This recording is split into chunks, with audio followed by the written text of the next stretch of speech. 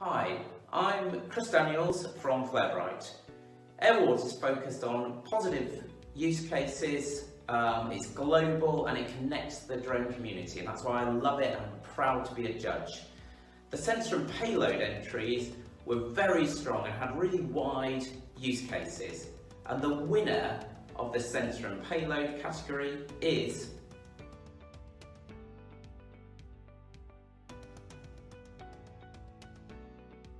Centum Research and Technology.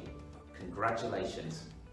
Hello, I'm Hector Esteves, CEO at Centum. We are proud and extremely happy to receive this award on the Sensor and Payloads category for our life-saving technology, LifeSeeker Mini, able to locate missing people thanks to the mobile phone using it as a beacon. Thank you very much.